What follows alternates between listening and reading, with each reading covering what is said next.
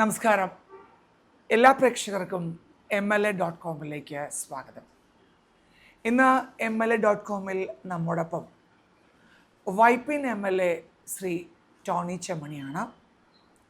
അദ്ദേഹത്തെ പ്രത്യേകിച്ച് പരിചയപ്പെടുത്തേണ്ട ആവശ്യമില്ല. മുൻ മേയറാണ്. യുവ MLA ആയി 140 MLA-മാരിൽ ഒരാളായി നിയമസഭയിലേക്ക് എത്തുന്നു. ഒട്ടേറെ പ്രവർത്തനങ്ങൾ അദ്ദേഹത്തിന് പുതിയ MLA-ക്ക് വൈപ്പിൻ മണ്ഡലത്തിൽ ചെയ്യാനുണ്ട്. ജനങ്ങൾക്കായി ജനങ്ങൾ വൻപിച്ച ഭൂരിപക്ഷത്തിലാണ് അദ്ദേഹത്തെ നിയമസഭയിലേക്ക് എത്തിച്ചത്. സ്വപ്ന പദ്ധതികൾ ധാരാളമുണ്ട്. നമുക്ക് അദ്ദേഹത്തോട് ചോദിച്ചറിയാം എന്തൊക്കെയാണ് മുൻ മേയറിന് ഇപ്പോഴത്തെ MLA-ക്ക് പറയാനുള്ളത്. നമസ്കാരം. നമസ്കാരം. എല്ലാവർക്കും ടോണി ചെമ്മണി എന്ന് പറയുമ്പോൾ ആദ്യം ഓർമ്മ വരുന്നത് കൊച്ചിയുടെ മുൻ മേയർ എന്നുള്ളതെല്ലാം. അപ്പോൾ കൊച്ചിക്ക് പ്രത്യേകിച്ച് എന്തൊക്കെ വേണമെന്നുള്ളത് താങ്കൾക്ക് പറഞ്ഞു തരേണ്ട കാര്യമേ ഇല്ല. എന്താണ് കൊച്ചിനൊപ്പം തന്നെ വൈപ്പിനിൽ എന്തൊക്കെയാണ് ജനങ്ങൾക്ക് വേണ്ടത്? ഇപ്പോൾ വൈപ്പിനെ വിശേഷിക്കുമ്പോൾ ഏഷ്യയിലെ ഏറ്റവും കൂടുതൽ ഡെൻസിറ്റി ഉള്ള ഒരു ദ്വീപ് എന്ന നിലയിൽ അറിയപ്പെടുന്നതാണ്. ഏറ്റവും കൂടുതൽ ഡെൻസിറ്റി ഓഫ് പോപ്പുലേഷനുള്ള ദ്വീപുകളിൽ ഒന്നാണ്. സ്വാഭാവികമായിട്ടും അങ്ങനെയുള്ളൊരു പ്രദേശത്ത്, ജനസാന്ദ്രതയുള്ള പ്രദേശത്ത് അവിടെയുള്ള ജനങ്ങൾക്ക് വേണ്ടതായിട്ടുള്ള അടിസ്ഥാന സൗകര്യങ്ങളുണ്ട്. അത് ഇനിയും വൈപ്പിൻ പല മേഖലകളിലും കൈവരിച്ചിട്ടില്ല. ഗതാഗത രംഗത്ത് ഒരുപാട് ഇനിയും കുറേ മുന്നേറാനുണ്ട്. കുടിവെള്ളക്ഷാമമുണ്ട്. പടിഞ്ഞാറ് കടലാണ്, 25 കിലോമീറ്റർ തീരദേശമാണ്. അപ്പം കടലേറ്റത്തിൻ്റെ പ്രശ്നമുണ്ട്. വൈപ്പിൻ്റെ കിഴക്ക് കായലോരമാണ്, അപ്പോൾ ഓരുവെള്ളം കയറുന്ന പ്രശ്നമുണ്ട്. ഇതൊക്കെയാണ് ഇവിടുത്തെ. പിന്നെ CRS നിയമങ്ങളുടെ പ്രശ്നമുണ്ട്. ഭവനം നിർമ്മിക്കാനൊക്കെ സാങ്കേതിക തടസ്സങ്ങളുണ്ട്. അങ്ങനെ ഒരുപാട് ഇഷ്യൂസ്, ചലഞ്ചസ് ഉള്ള പ്രദേശമാണ്. സാധാരണക്കാരാണ്, സാമ്പത്തികമായിട്ട് പിന്നോക്കം നിൽക്കുന്ന വലിയ വിഭാഗമുണ്ട്. വളരെ നിർധനരായ ആളുകളുണ്ട്. തൊഴിലാളികളാണ് ഭൂരിപക്ഷവും. ധനികരെന്നതുള്ള ഒരുപക്ഷെ ഒരു 10%, മൊത്തം പോപ്പുലേഷൻ ഒരു 10% വരും ധനികരായിട്ടുള്ളത്. ബാക്കിയെല്ലാം പറയുന്ന കാറ്റഗറിയിൽപ്പെട്ടവർ, സാധാരണക്കാർ, സാമ്പത്തികം. അപ്പം അങ്ങനെയുള്ള പ്രദേശത്ത് ആളുകൾക്ക് അന്തസ്സായി ജീവിക്കാൻ ആവശ്യമായ സൗകര്യങ്ങൾ ഒരുക്കണമെന്നതാണ് എൻ്റെ കാഴ്ചപ്പാട്. വൈപ്പിൻ എന്ന് കേൾക്കുമ്പോൾ തന്നെ പെട്ടെന്ന് ജനങ്ങൾക്ക് മനസ്സിലേക്ക് ഓർമ്മ വരുന്നത് വൈപ്പിൻ, ഞാറയ്ക്കൽ അങ്ങനെയുള്ള ഭാഗങ്ങൾ വരുമ്പോൾ കുടിവെള്ളക്ഷാമമാണ്. താങ്കൾ പറഞ്ഞതുപോലെ തന്നെ ഏറ്റവും അധികം ഈ മഴക്കാലത്താണെങ്കിൽ മറ്റ് പ്രശ്നങ്ങൾ, കുടിവെള്ളക്ഷേമ പരിഹരിക്കാനായിട്ട് എന്തൊക്കെയാണ് ഈ വൈപ്പിനിൽ താങ്കൾ ഉദ്ദേശിക്കുന്നത്? ഈ വൈപ്പിനിലെ കുടിവെള്ളക്ഷാമം പരിഹരിക്കണമെങ്കിൽ പുതിയൊരു കുടിവെള്ള പദ്ധതിയാണ് വരേണ്ടത്. ഇപ്പോൾ പുതിയ ഗവൺമെൻറ് UDF ഗവൺമെൻറ് അധികാരത്തിൽ വന്നതിന് ശേഷം കഴിഞ്ഞ ദിവസം മുഖ്യമന്ത്രി വൈപ്പിനടക്കമുള്ള 4-5 അസംബ്ലി കോൺസ്റ്റിറ്റ്യുവൻസികൾ, കൊച്ചി, എറണാകുളം, തൃക്കാക്കര, തൃപ്പൂണിത്തുറ, കളമശ്ശേരി അടക്കം, ആലുവ അടക്കമുള്ള പ്രദേശങ്ങളിലെ കുടിവെള്ളക്ഷാമം പരിഹരിക്കാൻ 523 കോടി രൂപയുടെ ഒരു പുതിയ പദ്ധതി അനൗൺസ് ചെയ്തു. 190 MLD വെള്ളം ശുദ്ധീകരിച്ച് അത് ഡിസ്ട്രിബ്യൂഷൻ ലൈനിലൂടെ ഈ പ്രദേശങ്ങളിൽ എത്തിക്കുന്നതാണ്. അങ്ങനെ വരുമ്പോൾ വൈപ്പിൽ 8 പഞ്ചായത്തുകളിൽ 5 പഞ്ചായത്തുകളിൽ ആ പ്രോജക്റ്റിൻ്റെ ഭാഗമാണ് ഈ 190 MLD പുതിയ കുടിവെള്ള പദ്ധതിയിൽ അത് കവർ ചെയ്യും. അങ്ങനെ വരുമ്പോൾ ഇപ്പോൾ വൈപ്പിലെ 8 പഞ്ചായത്തുകളിലും സപ്ലൈ ചെയ്യുന്ന വെള്ളം ഈ 5 പഞ്ചായത്തിൽ വേണ്ട പുതിയ പ്രോജക്റ്റിൻ്റെ ഭാഗമേ വരും. അപ്പോൾ അതെല്ലാം കിടിച്ചത് ബാക്കി ശിഷ്ടമുള്ള മറ്റ് 3 പഞ്ചായത്തിലേക്ക് എക്സിസ്റ്റിംഗ് വെള്ളം ഡൈവേർട്ട് ചെയ്യുമ്പോൾ മൊത്തം എല്ലാ പഞ്ചായത്തുകളിലെയും മൊത്തം വൈപ്പിലെയും കുടിവെള്ളം തുടങ്ങിയിട്ട് പ്രോജക്റ്റ് ഏതാണ്ട് 2-3 മാസത്തിൽ ടെൻഡർ നടപടി പൂർത്തിയാക്കും. 36 മാസമാണ്, 3 വർഷം എടുക്കും അത്. പക്ഷെ അങ്ങനെ ഒരു പ്രോജക്റ്റ് മാത്രമാണ് ഇതിൻ്റെ സൊല്യൂഷൻ. ചുറ്റും ഇപ്പൊ പറഞ്ഞ പോലെ ഐലൻഡാണ്, പക്ഷെ കുടിക്കാൻ വെള്ളമില്ലാത്ത വെള്ളത്താൽ കിടക്കുന്നതാണ്. അതെ, അതുപോലെ തന്നെയാണ് മത്സ്യബന്ധന മേഖലയെ ആശ്രയിച്ച് വൈപ്പിൻ മുനമ്പം എന്നൊക്കെ കേൾക്കുമ്പോൾ ആളുകൾ ഏറ്റവും കൂടുതൽ നല്ല പച്ച മത്സ്യം കിട്ടുന്ന മത്സ്യ മേഖലയ്ക്ക് വളരെയധികം ദാരിദ്ര്യം അനുഭവിക്കുന്നു. ഇപ്പോൾ തന്നെ ബഡ്ജറ്റിൽ മണ്ണെണ്ണ സബ്സിഡി കൊടുത്തിട്ടുണ്ട്. അപ്പോൾ അവർക്ക് ചെറിയൊരു ആശ്വാസമുണ്ട്. മത്സ്യ മേഖലയ്ക്കും അവരുടെ ഉപജീവനത്തിനുമായിട്ട് കൂടുതലും അവരെ അതിനെ ആശ്രയിച്ച് ജീവിക്കുന്നവരാണ്. എന്തൊക്കെയാണ് മനസ്സിലുള്ളത്? ഇപ്പോൾ ഈ പറഞ്ഞ പോലെ മത്സ്യത്തൊഴിലാളികൾ നേരിടുന്ന അനവധിയായ പ്രശ്നമുണ്ട്. 2 ഹാർബർ അവിടെ ഉണ്ട്, മുനമ്പ ഹാർബർ. അപ്പോൾ അതിൽ മുനമ്പത്തെ ഒരു പ്രധാന ഹാർബർ ഉണ്ട്, അതിൻ്റെ ഒരു നവീകരണ പദ്ധതി 200 കോടി രൂപയുടെ ഒരു ഹാർബർ ഡെവലപ്മെൻറ്റ് പ്രോജക്റ്റ് കേന്ദ്ര ഗവൺമെൻറ്റിൻ്റെയും സംസ്ഥാന ഗവൺമെൻറ്റിനോട് ചേർന്ന് അത് ഹൈബീഡൻ MP കൂടി മുൻകൈ എടുത്തിട്ടുള്ളതാണ്. അതിപ്പോൾ ആരംഭിക്കാനുള്ള ശ്രമത്തിലാണ്. അതോടൊപ്പം തന്നെ തീരദേശ പ്രദേശത്തെ ആളുകളുടെ ഒരു ലിവിങ് സ്റ്റാൻഡേർഡ് ജീവിത നിലവാരം ഉയർത്തപ്പെടണം. അവർക്ക് ഉപജീവന മാർഗം കുറേ കൂടി സാധ്യത വർദ്ധിപ്പിക്കണം. ഇപ്പോൾ ഒരു ലൈവ്ലിഹുഡ് പ്രോജക്റ്റുകൾ വർദ്ധിപ്പിക്കാൻ ആവശ്യമായ പദ്ധതികൾ ഒരുക്കും. മറ്റൊന്ന് ഈ 12 സബ്സിഡി അവർക്ക് വലിയ അനുഗ്രഹമാണ്. എന്തെല്ലാം ചലഞ്ചസ് ആണ് തീരദേശത്തെ സമൂഹം മത്സ്യത്തൊഴിലാളി മേഖലയിലുള്ള ആളുകൾ അഭിമുഖീകരിക്കുന്നത്, അവയ്ക്ക് എന്തെല്ലാമാണ് പരിഹാരമെന്നത് ഞങ്ങളൊരു സ്പെഷ്യൽ കോൺക്ലേവ്, ഒരു ഫിഷറീസ് കോൺക്ലേവ് ഞാൻ വൈപ്പിനിൽ വിളിച്ചു ചേർക്കാൻ ആഗ്രഹിക്കും. അതിലൂടെ ഉരുത്തിരിഞ്ഞു വരുന്ന നിർദ്ദേശങ്ങൾ, ആവശ്യങ്ങളെല്ലാം ഇതാക്കി ഗവൺമെന്റ് സമർപ്പിക്കും. കാരണം മാറി മാറി വരുന്ന സർക്കാരുകൾക്ക് വാഗ്ദാനം മാത്രമേ കൊടുക്കുള്ളൂ. നമുക്കറിയാം ഈ ഒരു 55 ദിവസത്തേക്ക് ഇവർക്ക് ഫിഷിംഗ് ട്രോളിംഗ് വരുമ്പോൾ ട്രോളിംഗ് ബാൻ ഉണ്ട് എല്ലാ വർഷവും ഉള്ളതാണത്. അതെ, 50 മൺസൂൺ സമയം വരുമ്പോൾ ഇവർ എപ്പോഴും വറുതിയിലാണ്. ഇതൊന്നും ആരും ശ്രദ്ധിക്കുന്നില്ല. എപ്പോഴും ഇങ്ങനെ മാറി മാറി വരുന്ന സർക്കാരുകൾ വാഗ്ദാനം മാത്രമാണ്. എന്താണ് അതിൽ ഗവൺമെന്റ് പുതിയ ബഡ്ജറ്റിൽ ഒരു ഫിഷറി സബ് പ്ലാൻ തയ്യാറാക്കിയിട്ടുണ്ട്. ആ സബ് പ്ലാൻ എന്ന് പറഞ്ഞാൽ മത്സ്യ മേഖലയിലുള്ള ഇഷ്യൂസ് അഡ്രസ്സ് ചെയ്യാൻ വേണ്ടിയാണ്, പരിഹരിക്കാൻ വേണ്ടിയിട്ടുള്ളതാണ്. അത് മുഖ്യമന്ത്രിയുടെ പ്രസംഗത്തിലുണ്ടായി. മാത്രമല്ല പുതിയ ഗവൺമെന്റ് വന്നതിന് ശേഷം ബഡ്ജറ്റ് പുതുക്കിയ ബഡ്ജറ്റ് അവതരിപ്പിച്ചു. ഏതാനും മാസങ്ങൾക്ക് മുമ്പ് കഴിഞ്ഞ ഗവൺമെന്റ് അവതരിപ്പിച്ച ബഡ്ജറ്റിൽ നിന്നും വ്യത്യസ്തമായി പുതുക്കിയ ബഡ്ജറ്റ്. ആ പുതുക്കിയ ബഡ്ജറ്റിൽ പോലും എല്ലാ സർക്കാർ വകുപ്പുകളുടെയും വിഹിതം വെട്ടിച്ചുരുക്കിയെങ്കിൽ പട്ടികജാതി വകുപ്പിൻ്റെയും മത്സ്യബന്ധന വകുപ്പിൻ്റെയും മാത്രമാണ് ഫണ്ട് വെട്ടിച്ചുരുക്കാതെ മുഴുവൻ കഴിഞ്ഞ ഒറിജിനൽ ബഡ്ജറ്റിലുള്ള അതേ ഫണ്ട് നീക്കിവെച്ച്. എന്ന് പറഞ്ഞാൽ മത്സ്യബന്ധന വകുപ്പിന് ഒരു പ്രയോറിറ്റി കൊടുക്കണ്ടെന്ന് പറയാനാണ് ഞാൻ സൂചിപ്പിച്ചത്. ആ മേഖല നേരിടുന്ന എല്ലാ ഇഷ്യൂസും മനസ്സിലാക്കി അത് അഡ്രസ്സ് ചെയ്യാൻ ആവശ്യമായ ഒരു പാക്കേജ്, ആവശ്യമായ ഒരു പദ്ധതി ഞങ്ങൾ ഒരുക്കും. കഴിഞ്ഞ സർക്കാർ എന്ന് പറയുമ്പോഴത്തേക്ക് ഇവിടെ സിറ്റിംഗ് MLA ആയിരുന്ന ആൾ ഒരു സ്ഥാനചലനത്തോടു കൂടി അദ്ദേഹം തൃപ്പൂണിത്തുറയിലേക്ക് മാറുകയുണ്ടായി. അദ്ദേഹത്തിന് തുടങ്ങി വെച്ച് ധാരാളം പ്രവർത്തനങ്ങൾ അദ്ദേഹത്തിന് കാഴ്ചവെക്കാൻ സമയമുണ്ടായിരുന്നു, സന്ദർഭമുണ്ടായിരുന്നു. പക്ഷേ അതൊന്നും ചെയ്തില്ല. അതൊക്കെ മുൻകൂട്ടി അറിഞ്ഞുകൊണ്ട് താങ്കൾ ഈ മേഖലയിലേക്ക് വന്ന് പ്രവർത്തനങ്ങൾ മുന്നോട്ട് പോകാനാണോ ഉദ്ദേശിക്കുന്നത്? ഇനി പഴയ MLA തുടങ്ങി വെച്ചിട്ടുള്ള കാര്യങ്ങൾ പൂർത്തിയാക്കണം, നിശ്ചയമായിട്ട് അത് പൂർത്തിയാക്കണം. അതോടൊപ്പം തന്നെ പുതിയ പദ്ധതികൾ ഏറ്റെടുക്കേണ്ടതായിട്ടുള്ളത് ഞാൻ ബന്ധപ്പെട്ട വിവിധങ്ങളായ മേഖലയിലുള്ള സ്റ്റേക്ക് ഹോൾഡേഴ്സിൻ്റെ മീറ്റിംഗ്, ഗുണഭോക്താക്കളുടെ ബന്ധപ്പെട്ടവരുടെ യോഗം വിളിച്ച്, ഇപ്പോൾ പഞ്ചായത്ത് 8 പഞ്ചായത്തുണ്ട്, 8 പഞ്ചായത്തുള്ള യോഗം വിളിക്കുന്നുണ്ട്. അവരോട് അവരുടെ ആവശ്യങ്ങൾ എന്താണ്, അവരുടെ പ്രയോറിറ്റി എന്താണ്, അവരോട് ചർച്ച ചെയ്ത് ആവശ്യമായ പദ്ധതികൾ ഒരുക്കുക. അവരുടെ ആവശ്യങ്ങൾ അവരോട് കൂടി ആലോചിച്ച് ചെയ്യും. ടൂറിസത്തിന് ഞങ്ങൾ പ്രാമുഖ്യം കൊടുക്കും. വൈപ്പിൻ്റെ ഞാൻ നേരത്തെ സൂചിപ്പിച്ചു, വൈപ്പിൻ്റെ ഒരു ഭാവി സാധ്യത ടൂറിസത്തിലൂടെ. ഇപ്പോൾ ബഹുമാനപ്പെട്ട മുഖ്യമന്ത്രി ഓഷനേറിയം 2000 കോടിക്ക് മേലെയുള്ള പദ്ധതിയാണ്. 50 ഏക്കറിലാണ് വരാൻ പോകുന്നത്. ഏഷ്യയിൽ ഏറ്റവും വലുതായിരിക്കും. അനൗൺസ് ചെയ്തിട്ടുണ്ട്. അത് വൈപ്പിൻ്റെ വലിയ ബൂസ്റ്റായിരിക്കും.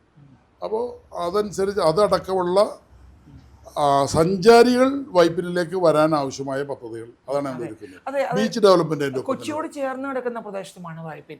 അപ്പോൾ കൊച്ചിയിൽ വരുമ്പോൾ വൈപ്പിൻ മുനമ്പം കൂടി കണ്ടുപോകാം എന്നുള്ള രീതിയിൽ ഒരു ഉത്തരവാദിത്ത ടൂറിസം, അതുപോലെ തന്നെ തദ്ദേശ ടൂറിസം എങ്ങനെയാണ് വികസിപ്പിക്കുക? തീർച്ചയായിട്ടും ആ നിലയിൽ തന്നെയാണ് വൈപ്പിൻ്റെ ഞാൻ ഭൂപ്രകൃതിക്ക് അനുസൃതമായ, അപ്പോൾ ഇതിൽ ഫാം ടൂറിസമുണ്ട്, ഗ്രാമീണ ടൂറിസമുണ്ട്, ടൂറിസത്തിൻ്റെ എല്ലാ ബ്രാഞ്ചസും, ബീച്ച് ടൂറിസം എല്ലാ ബ്രാഞ്ചസും ഇവിടെ ആണെന്നും. അപ്പോൾ അതെല്ലാം കോർത്തിണക്കിക്കൊണ്ടുള്ള ഒരു പദ്ധതിയാണ് എൻ്റെ മനസ്സിലുള്ളത്. അത് ഗവൺമെൻറ്റിൻ്റെ ബഡ്ജറ്റ് വിഹിതവും PPP മോഡലും കൂടി ഞങ്ങളതിൽ ചേർക്കും. ധാരാളം പാവങ്ങളാണ് ഇവിടെ ഉള്ളത്. യുവാക്കൾ നല്ലോണം വിദ്യാഭ്യാസവും ഒപ്പം അവർക്ക് തൊഴിൽ ലഭിക്കുമ്പോഴാണ് ആ പ്രദേശം നന്നാവുക. അപ്പോൾ എങ്ങനെയാണ് മത്സ്യബന്ധന മേഖലയിൽ ധാരാളം യുവാക്കളുണ്ട്, ഇവർക്കും കൂടെ തൊഴിൽ ഹോം സ്റ്റേ വേണമെങ്കിൽ പരീക്ഷിക്കാം, ഇവർക്കും കൂടെ തൊഴിൽ നൽകിക്കൊണ്ട് എങ്ങനെയാണ് ഉദ്ദേശിക്കുന്നത്? യുവാക്കളുടെ കൂടെ തൊഴിൽ സാധ്യതകളൂടെ ക്രോഡീകരിച്ചുകൊണ്ട് എങ്ങനെയാണ് സർക്കാർ? ഈ ടൂറിസം രംഗത്ത് ഞാൻ പറഞ്ഞല്ലോ, അതാണ് ഈ വൈപ്പിൻ്റെ ഒരു സാഹചര്യം അനുസരിച്ച് വളർച്ചക്കുള്ളൊരു മേഖല. ഇവിടെ ഹെവി ഇൻഡസ്ട്രീസ് ഒന്നും വരാൻ ആവശ്യമായ സ്ഥലങ്ങളില്ല. അപ്പോൾ അങ്ങനെ വരുമ്പോൾ യുവാക്കൾക്ക് മാത്രമല്ല, സ്ത്രീകൾ, തൊഴിലാളികൾ, ഇവരെല്ലാം വരുമാനം വർദ്ധിക്കാൻ ആവശ്യമായ വരും. ഇപ്പോൾ യുവാക്കൾക്ക് പുതിയ സംരംഭങ്ങൾ വരുമ്പോൾ, പുതിയ സ്ഥാപനങ്ങൾ വരുമ്പോൾ അവിടെ ജോലി കിട്ടും. സ്ത്രീകൾക്ക് അവരുടെ ലോക്കൽ തനതായ നാടൻ ഭക്ഷണങ്ങൾ പാചകം ചെയ്ത് വിൽപ്പന നടത്താം, വിപണനം നടത്താം, ഫുഡ് കോർട്ടുകൾ ഇടാം. കുടുംബശ്രീയും അല്ലാതെ സ്ത്രീകൾ ഇൻഡിവിജ്വലായിട്ട് അവർക്ക് വേണമെങ്കിൽ സാധിക്കാം. ഇൻഡിവിജ്വലായിട്ട് അവരൊരു സംരംഭം നിലനിർത്താറിക്കുക. തൊഴിലാളികൾക്ക് ഇപ്പോൾ ഓട്ടോറിക്ഷ അടക്കമുള്ള തൊഴിലാളികൾക്ക് സാധ്യത കൂടുതൽ. ഇപ്പോൾ വരുമാനം എല്ലാ സെക്ടറിലും, യുവാക്കൾക്ക് മാത്രമല്ല, സ്ത്രീകൾക്ക്, തൊഴിലാളികൾക്ക്, എല്ലാ സെക്ടറിനും ഒരു വരുമാന വർധനവ് ഉണ്ടാവും. അപ്പോൾ വൈപ്പിൻ്റെ ഒരു ലോക്കൽ ഇക്കോണമിയിലൊരു എന്താ പറയുക, ഒരു വർധനവും, ഒരു എക്കോണമി ആക്റ്റീവ് ആവും. ഒരു ആക്റ്റീവ് ഇക്കോണമി വൈപ്പിലുണ്ടാവും. വൈപ്പിൽ നിന്നും ചെല്ലാനും പറവൂരിൽ നിന്നൊക്കെ ആളുകൾക്ക് കൊച്ചിയിലേക്ക് എത്താനാണ് ബുദ്ധിമുട്ട്. ഗതാഗത കുരുക്ക് രൂക്ഷമാണ്. വൈപ്പിന് എറണാകുളം മെയിൻ ലാൻഡായിട്ട് കണക്ട് ചെയ്യണമെങ്കിൽ ഗോശ്രീ പാലങ്ങൾ വന്നെങ്കിലും ഇപ്പോൾ അത് കൺജസ്റ്റഡ് ആയി. സമാന്തര പാലം കുറേ നാളായിട്ടുള്ള ആവശ്യമാണ്. ഒന്നാം പാലമുണ്ട് എറണാകുളം മറൈൻ ഡ്രൈവിൻ്റെ വടക്കേ അറ്റത്തു നിന്നും ബോൾഗാട്ടി ജംഗ്ഷനിലൊക്കെ പാലം. അതാണ് പലപ്പോഴും കൺജസ്റ്റഡ് ആയി പോകുന്നത്. അതിപ്പോൾ പുതിയ ബഡ്ജറ്റിൽ സമാന്തര പാലം മുഖ്യമന്ത്രി പ്രഖ്യാപിച്ചിട്ടുണ്ട്. 1 കോടി രൂപ ടോക്കൺ അഡ്വാൻസ് വെച്ചിട്ടുണ്ട്. ആ 1 കോടി രൂപ കൊണ്ട് പാലത്തിൻ്റെ ഒരു DPR തയ്യാറാക്കാൻ, സോയിൽ ടെസ്റ്റ് നടത്താൻ, പ്രിപ്പറേറ്ററി വർക്കുകൾക്ക് 1 കോടി രൂപ ഉപയോഗിക്കാൻ പറ്റും. പിന്നീട് പാല നിർമ്മാണം, അതിന് ജിഡൈൽ ഫണ്ട് ഉണ്ട്, ഗോശ്രീ ഐലൻഡ് ഡെവലപ്മെൻറ്റ് അതോറിറ്റി ഉണ്ട്, അവരുടെ കയ്യിൽ പണമുണ്ട്, ആ അതോറിറ്റിയിൽ പണമുണ്ട്. അപ്പോൾ അതെല്ലാം വെച്ചുകൊണ്ട് ബഡ്ജറ്റ് വിഹിതവും വെച്ചുകൊണ്ട് ഗോശ്രീയുടെ 1ാം ബ്രിഡ്ജ്, മെയിൻ ലാൻഡിൽ നിന്ന് ബോൾഗാട്ടിയിലേക്കുള്ള 1ാം ബ്രിഡ്ജ് കൂടി പണിത് കഴിഞ്ഞാൽ ഈ ഈസി ആക്സസ് കിട്ടും. പിന്നീട് 2 പ്രപ്പോസ്ഡ് ആയിട്ടുള്ള പാലം, ഒന്ന് എടവനക്കാട് ഭാഗത്തു നിന്നും കണ്ടെയ്നർ റോഡിലോട്ട്, ഒന്ന് ഇളങ്ങുന്നപ്പുഴ ഭാഗത്തു നിന്നും കണ്ടെയ്നർ റോഡ്, 2 പാലങ്ങൾ. അത് വലിയ ഹൈ കോസ്റ്റുകളാണ്. ഇതും കൂടി ആണെങ്കിൽ വലിയ കണക്ടിവിറ്റി ടൗണുമായിട്ട് കിട്ടും. ഈ പറയുന്ന ഓഷ്യനെയർ അടക്കമുള്ള പദ്ധതികൾ വരികയും ധാരാളം ആളുകൾ കടന്നു വരുമ്പോൾ കണക്ടിവിറ്റി വേണമെന്നത് ഗവൺമെൻറ് കൂടി കൂടുതലായിട്ട് ശ്രദ്ധിക്കുമെന്ന് ഞാൻ പ്രതീക്ഷിക്കുന്നത്. ഞാനൊരു മെമ്പർ എന്ന നിലയിൽ, ഈ പ്രദേശത്ത് ജനപ്രതിനിധി എന്ന നിലയിൽ ഗവൺമെൻറ് മേൽ ആ ഒരു സമ്മർദ്ദം നടത്തും. കണക്ടിവിറ്റി വർദ്ധിപ്പിക്കണം. കണക്ടിവിറ്റി വർദ്ധിപ്പിക്കാൻ മറ്റ് അടിസ്ഥാന സൗകര്യങ്ങളോടി വന്നാൽ വൈപ്പിനിൽ വിസ്മയങ്ങൾ ഉണ്ടാക്കാൻ സാധിക്കും. ഇപ്പം ഞങ്ങൾ കഴിഞ്ഞ ദിവസം കണ്ടത് റോറോ സർവീസുകളാണ്. കുറച്ചുകൂടി വിപുലീകരിച്ച് അത് ജനങ്ങൾക്ക് യോഗ്യമായ രീതിയിൽ ഞങ്ങൾ സഞ്ചരിക്കുകയുണ്ടായി. അതിനകത്ത് നല്ല സൗകര്യങ്ങളുണ്ട്. പക്ഷേ കുറച്ചുകൂടി കണക്ടിവിറ്റി സാധ്യമാവുന്ന രീതിയിൽ അത് എങ്ങനെയാണ് വിപുലപ്പെടുത്താൻ ഉദ്ദേശിക്കുന്നത്? ഈ വൈപ്പിൽ നിന്ന് നേരെ ഫോർട്ട് കൊച്ചിയിലേക്ക് എത്താൻ പറ്റുന്ന ഒരു വിദേശികളടക്കമാണെങ്കിൽ കൊച്ചിയും കൊച്ചിയുടെ സമീപ പ്രദേശങ്ങളും വാട്ടർ ബോഡീസിൽ കണക്റ്റഡാണ്. ഇവിടെ മാത്രമല്ല, അപ്പോൾ അപ്പുറത്ത് കുമ്പളം, മറ്റ് പല പ്രദേശങ്ങളും വാട്ടർ ബോഡി തമ്മിൽ കണക്ട്. അപ്പോൾ വാട്ടർ ട്രാൻസ്പോർട്ടിനെ കൂടുതൽ പ്രൊമോട്ട് ചെയ്യേണ്ടതാണ്. ഇപ്പോൾ മെട്രോ, വാട്ടർ മെട്രോ അതിന് ഏറ്റവും നല്ലൊരു പോംവഴിയായിട്ടുണ്ട്, നല്ല മികച്ച മാതൃകയായിട്ടുണ്ട്. പക്ഷേ വാട്ടർ മെട്രോയിൽ പാസഞ്ചർ ട്രാൻസ്പോർട്ട് മാത്രമേ ഉള്ളൂ, വെഹിക്കിൾ ട്രാൻസ്പോർട്ടും കൂടിയാണ്. അവിടെയാണ് ഇപ്പോൾ റോറോ വെസൽ. അപ്പോൾ എറണാകുളം ബോട്ട് ജെട്ടിയിൽ നിന്ന് ഒരു റോറോ ജെട്ടി നിർമ്മിച്ചാൽ നേരെ ഫോർട്ട് കൊച്ചിയിലോട്ടോ മട്ടാഞ്ചേരിയിലോട്ടോ കണക്ട് ചെയ്താൽ, ഇപ്പോൾ ഫോർട്ട് കൊച്ചിയിൽ നിന്ന് എറണാകുളത്തേക്ക് പീക്ക് അവേഴ്സിൽ വരണമെങ്കിൽ 1 മണിക്കൂറിലധികം വേണം. 2 പാലങ്ങൾ കടന്ന് ഫോർട്ട് കൊച്ചിയിൽ നിന്ന് റോറോ വഴി എറണാകുളം ബോട്ട് ജെട്ടിയിലേക്ക് 15 മിനിറ്റ് പോലും വേണ്ട. അപ്പോൾ അതൊരു കണക്ടിവിറ്റിയാണ്. ഞാൻ ആ ഒരു പ്രപ്പോസൽ എൻ്റെ മനസ്സിലുണ്ട്, ഞാനത് ഗവൺമെൻറ് സമർപ്പിക്കും. അപ്പോൾ അങ്ങനെയും കണക്ട് ചെയ്യാം. റോഡ് കണക്ടിവിറ്റിക്കൊപ്പം തന്നെ റോറോ വെസൽ അടക്കമുള്ള വാട്ടർ കണക്ടിവിറ്റിയും ആകാം. അതിൻ്റെ സാധ്യതകൾ എനിക്കൊണ്ട് ഇപ്പോൾ മിഷൻ സമുദ്ര എന്ന് പറഞ്ഞുകൊണ്ട് മുഖ്യമന്ത്രിയുടെ ഒരു ഫ്ലാഗ്ഷിപ്പ് പ്രോജക്റ്റാണ്. അത് ജലഗതാഗതമാണ് അതിൻ്റെ ഏറ്റവും മെയിൻ കോർ. അത് കാർഗോ ട്രാൻസ്പോർട്ട് മാത്രമല്ല, പാസഞ്ചർ ട്രാൻസ്പോർട്ടിനും കൂടി ഇമ്പോർട്ടൻസ് കൊടുക്കും. അത് അങ്ങനെ ഒരു വിഷയം വരും. ടൂറിസം വരും, അല്ലാതെ തന്നെ കാർഗോ ട്രാൻസ്പോർട്ട് വരും. തീർച്ചയായിട്ടും അത് വലിയൊരു മാറ്റം കേരളത്തിലുണ്ടാകും. ഈ സുനാമി പോലുള്ളൊക്കെ അഭിമുഖീകരിച്ചത് നമ്മൾ ഈ പുലിമുട്ട് നിർമ്മാണം അടക്കം ആ മത്സ്യ മേഖലയിൽ ധാരാളം പ്രശ്നങ്ങൾ ഉണ്ടാക്കിയിട്ടുണ്ട്.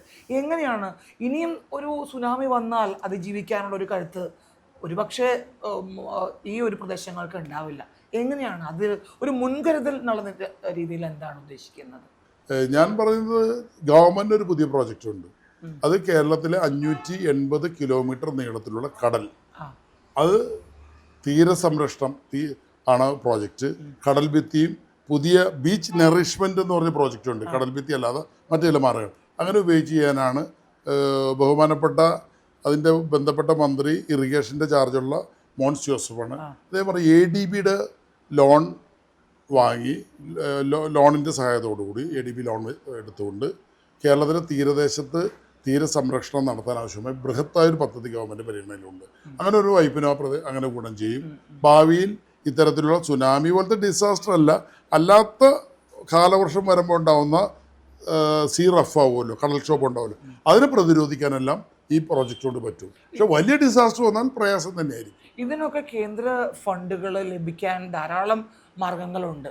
അതെല്ലാം സ്വീകരിക്കാനുള്ള മുൻകൈ എടുക്കാൻ തീർച്ചയായിട്ടും ഞാൻ പറയുന്നത് ഇങ്ങനെയുള്ള പ്രോജക്റ്റുകളിൽ സെൻട്രൽ ഗവൺമെൻറ്റിൻ്റെ ഗ്രാൻഡ് ഉണ്ടെങ്കിൽ അല്ലെങ്കിൽ സെൻട്രൽ ഗവൺമെൻറ് ഫണ്ട് ഉണ്ടെങ്കിൽ അവയെല്ലാം പ്രയോജനപ്പെടുത്തണം. അതെ. അതും കൂടി കിട്ടിയതിന് ശേഷമുള്ള ബാക്കി തുകയാണ് ഈ ലോൺ എടുക്കേണ്ടതായിട്ടുള്ളത്. മുഴുവൻ തുകയും ലോൺ എടുക്കണമെന്ന് ഞാൻ പറയില്ല. സെൻട്രൽ ഗവൺമെൻറ് അസിസ്റ്റൻസ് വാങ്ങണം, ഗ്രാൻഡ് ഉണ്ടെങ്കിൽ വാങ്ങണം. പിന്നെ ഇതുപോലെ ദീർഘകാല കുറഞ്ഞ പലിശയിലുള്ള വായ്പ ഈ ഇൻ്റർനാഷണൽ ഫണ്ടിങ് ഏജൻസി ഉണ്ട്, ADB അടക്കമുള്ള ഒരുപാട് ഇൻ്റർനാഷണൽ ഫണ്ടിങ് ഏജൻസി ഉണ്ട്. അവർക്ക് വേണ്ടി ഫണ്ട് വെച്ചുകൊണ്ട് കടൽ ഭിത്തി പോലെയുള്ള തീരസംരക്ഷണത്തിന് ആവശ്യമായ പ്രവർത്തനങ്ങൾ. എങ്ങനെയാണ് നിയമസഭയിലൊരു ഫസ്റ്റ് എക്സ്പീരിയൻസ് എന്താണ്? ഞാൻ KSU പ്രവർത്തകനായിരിക്കുമ്പോൾ അന്നത്തെ MLA-മാരുടെ പാസ് വെച്ച് അസംബ്ലിയിൽ കയറിയിട്ടുണ്ട്, ഗാലറിയിലിരുന്നു. ഞാനങ്ങനെ വെറുതെ ചിന്തിക്കും ഒരിക്കലും ഇവിടെ കയറുമോ. ഞാൻ മേയറായിരിക്കുമ്പോഴും 1-2 പ്രാവശ്യം അവിടെ പ്രത്യേക ഇരിപ്പിടമുണ്ട് ഗാലറിയിൽ, അവിടെ ഇരുന്ന് കാണും. ഇവിടെ വെറുതെ മനസ്സിലിങ്ങനെ ചിന്തിക്കും ഒരു ദിവസം ഇവിടെ വരുമായിരിക്കും, ഇല്ലായിരിക്കും, ഉണ്ടായിരിക്കും, ഇങ്ങനെ മനസ്സിൽ ചിന്ത പോകും. ഞാൻ നടക്കുമെന്ന് പറഞ്ഞിട്ടല്ലേ വെറുതെ സ്വപ്നം കാണും ഒരു ദിവസം അവിടെ ഇരിക്കണം. ഞാൻ ഇങ്ങനെ ഇമാജിൻ ചെയ്യും, ഞാൻ ആ സീറ്റിൽ ഇങ്ങനെ ഇരിക്കണമായിട്ട് ഇമാജിനൊക്കെ ചെയ്യും അവിടെ ഇരിക്കുമ്പോഴേ. തീർച്ചയായിട്ടും അങ്ങനെ വന്നപ്പോൾ അവസാനം അത് റിയലായി. പക്ഷേ ഞാൻ ഒരിക്കലും പ്രതീക്ഷയിലുണ്ടാവുമെന്ന്. കാരണം 2021 ഞാൻ തോറ്റു കൊച്ചിയിൽ. അതിനുശേഷം ഞാൻ കൊച്ചിയിൽ മത്സരിക്കേണ്ടെന്നൊരു തീരുമാനം എടുത്തു. ഞാൻ പാർട്ടി നേതൃത്വത്തെ അറിയിച്ചു. അപ്പം പാർട്ടി തന്ന സീറ്റ് പിന്നീട് മത്സരിക്കാൻ താല്പര്യമില്ലെന്ന് പറഞ്ഞ ഒരാൾക്ക് പിന്നെ എവിടെ ചാൻസ്? എന്നിട്ട് ഞാനതുകൊണ്ട് ഞാൻ ക്ലോസ് ചെയ്താണ് ഈ ചാപ്റ്റർ. മനസ്സെന്ന് പറഞ്ഞാൽ സാധ്യത ഇല്ലാത്തതുകൊണ്ട്, താല്പര്യമില്ലാത്തതുകൊണ്ടല്ല, സാധ്യത ഇല്ലാത്തതുകൊണ്ട് ക്ലോസ് ചെയ്തതാണ്. അങ്ങനെ ഇരിക്കുമ്പോഴാണ് തീർത്തും യാദൃശ്യമായിട്ട് ഇങ്ങനെയെല്ലാം സംഭവിച്ച് ഇവിടെ സീറ്റ് കിട്ടുന്നു, ജയിക്കുന്നു. ഞാനവിടെ വന്നിരുന്നപ്പോൾ ഞാൻ പണ്ട് കണ്ട സ്വപ്നൻ്റെ മനസ്സിലിരുന്ന് ഓർത്ത്, ദൈവമേ അന്ന് പണ്ടിരുന്ന് ഞാനിങ്ങനെ അവിടെ ഇരിക്കുമ്പോൾ ഇവിടെ ഇരിക്കുന്ന സ്വപ്നം കണ്ട് ഇപ്പോൾ റിയലായല്ല, ഞാനിങ്ങനെ സ്വപ്നം കാണുകയാണ്, റിയലാണെന്നൊക്കെ ഇങ്ങനെ സ്വയം അവിടെ ഇരിക്കുമ്പോൾ ഞാൻ ആ പഴയ എൻ്റെ ചിന്തകൾ ഞാനിങ്ങനെ ഒന്ന് റീകളക്ട് ചെയ്ത് അവിടെ അസംബ്ലി ഹാളിൽ ഇരിക്കുമ്പോൾ അല്ല എനിക്കതൊരു വലിയ അംഗീകാരം. ഒരു പൊതുപ്രവർത്തനത്തിൻ്റെ ഏറ്റവും വലിയൊരു സ്വപ്നമാണല്ലോ ഒരു MLA ഒക്കെ ആവുക, MP ആകുക. അതിൽ ഏറ്റവും വലിയ ഡിസാസ്റ്റർ കണ്ടത് പണ്ട് K. മാണി സാറ് ധനകാര്യ വകുപ്പ് മന്ത്രിയായിരിക്കുമ്പോൾ ബഡ്ജറ്റ് അവതരിപ്പിക്കുമ്പോൾ ആ ബഡ്ജറ്റിനെ തടസ്സപ്പെടുത്തുന്ന വലിയൊരു പ്രശ്നം 2013 നടന്ന് അന്ന് മുൻ വിദ്യാഭ്യാസ വകുപ്പ് മന്ത്രി ശിവൻകുട്ടി മുണ്ടുമടക്കി കുത്തി ചവിട്ടി. അതിൻ്റെ അത്ര ഡിസാസ്റ്റർ ഞാൻ വരുമെന്ന് എനിക്ക് തോന്നണില്ല. അതൊക്കെ TV കണ്ടിട്ടുണ്ട്. നമ്മളതിനെല്ലാം ഒരു എന്താ പറയുക, പൊളിറ്റിക്സിനൊക്കെ ഒരു സ്പോർട്സ്മാൻ സ്പിരിറ്റിൽ എടുക്കുക, അത്രയേ ഉള്ളൂ.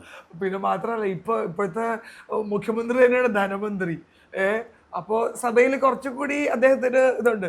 എങ്ങനെയാണ് പ്രതിപക്ഷം സഭയിലുള്ള ഈ ഒരു എല്ലാത്തിനെയും പ്രതിരോധിക്കാൻ പ്രതിപക്ഷ നേതാവടക്കം അണികൾ പുറത്തു നിന്ന് എല്ലാം ഇതുണ്ട്. പക്ഷേ കൊണ്ടുവരുന്ന കാര്യങ്ങളെല്ലാം അപ്പാടെ ഒന്ന് PMC ആയാലും വിഴിഞ്ഞം ഓഹരി കൈമാറ്റമാണെങ്കിലും വീര്യം കുറഞ്ഞ മദ്യമാണെങ്കിലും ഒക്കെ പതിയെ പിന്നോട്ടടിക്കുന്ന ഒരു കാഴ്ചയാണ്. എങ്ങനെയാണ് അതിനെയൊക്കെ നോക്കിക്കാണുന്നത്? എങ്ങനെയാണ് ഈ മുഖ്യമന്ത്രിയുടെ ഒരു വാക്ചാതുര്യയുടെ മുമ്പിൽ പിടിച്ചേക്കാൻ പ്രതിപക്ഷത്തിന് പറ്റുന്നില്ല.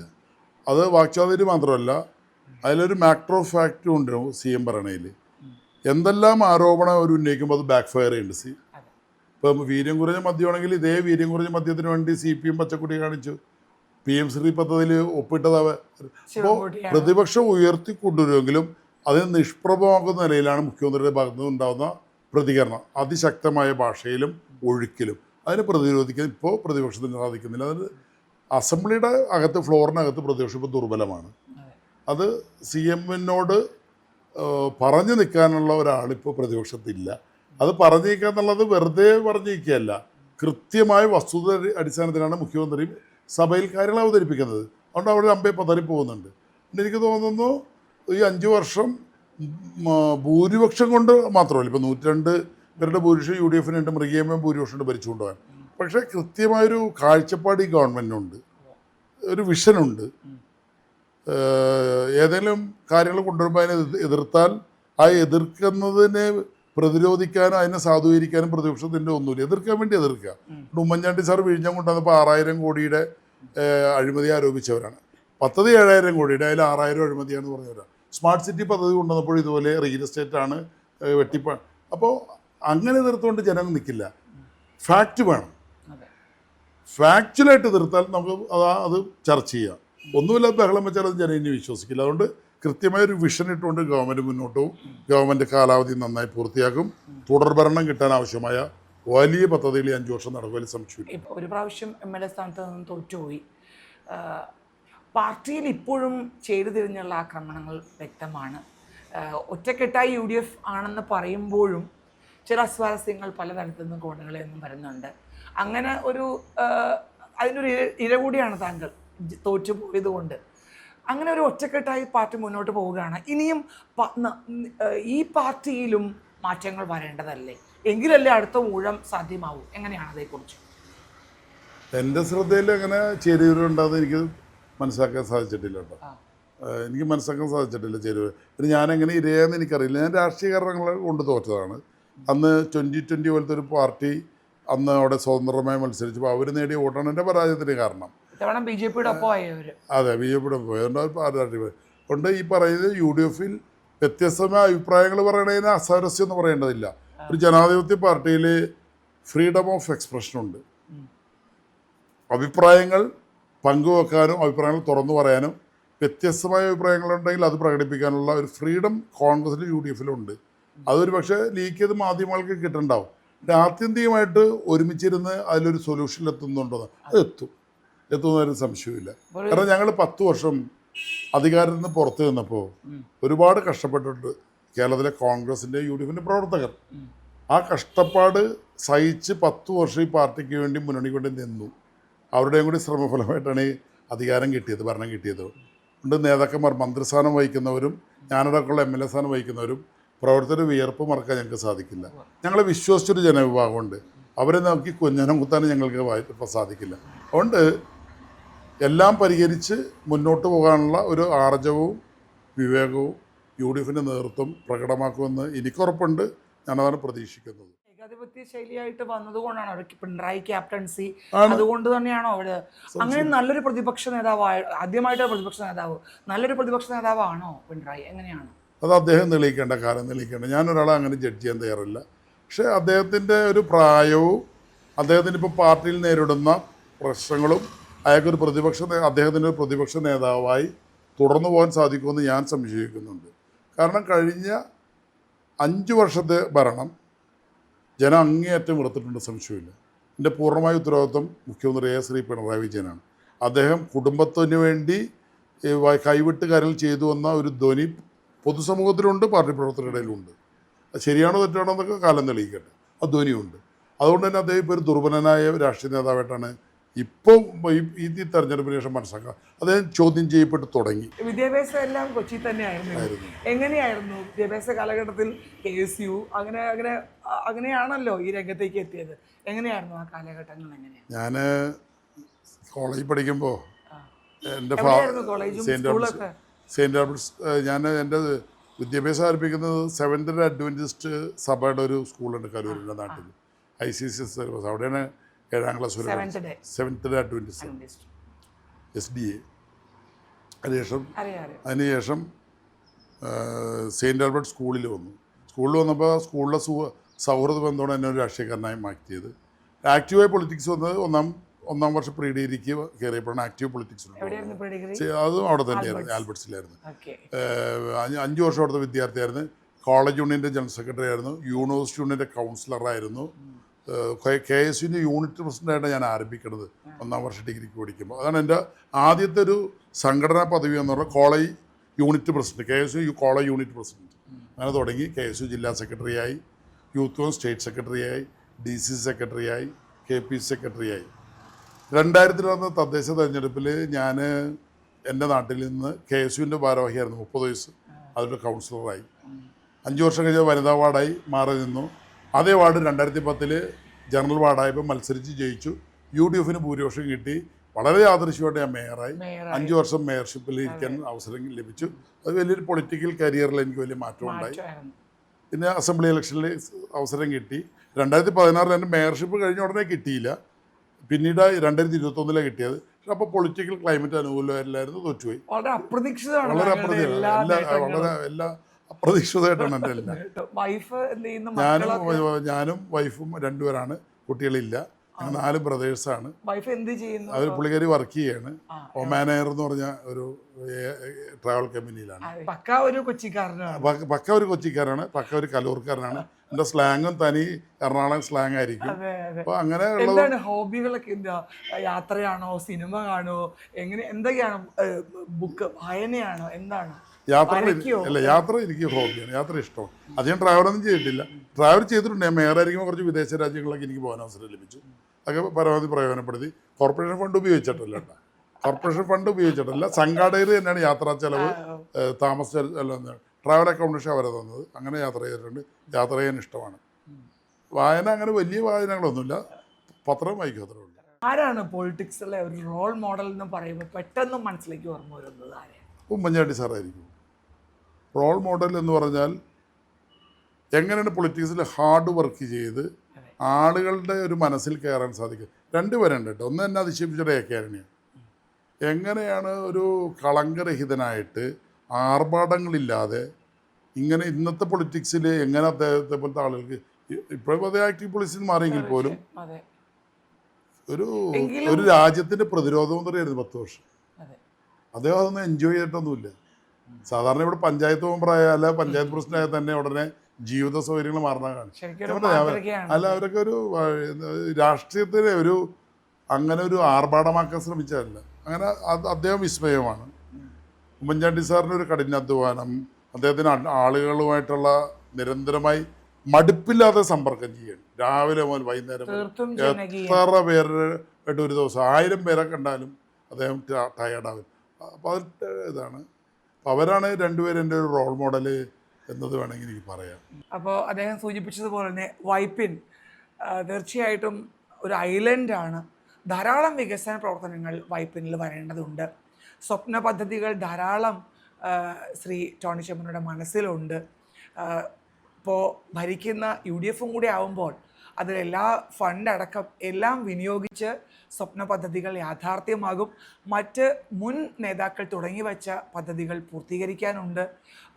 തീർത്തും മത്സ്യബന്ധന മേഖലയടക്കം നിരവധി മാറ്റങ്ങൾ, ടൂറിസം അടക്കം നിരവധി മാറ്റങ്ങൾ വൈപ്പിനിൽ വരേണ്ടതുണ്ട്. ലോക ഭൂപടത്തിൽ വൈപ്പിനെ മാറ്റി ഒരു പുതിയ ഒരു വൈപ്പിനാക്കി മാറ്റും എന്ന് തന്നെയാണ് അദ്ദേഹം അവകാശപ്പെടുന്നത്. എല്ലാ ആശംസകളും നേരുകയാണ്. വൈപ്പിൻ ഉന്നതിയിലേക്ക് എത്തട്ടെ എന്ന് ആശംസിക്കുകയാണ്. Thank you so much. Thank you.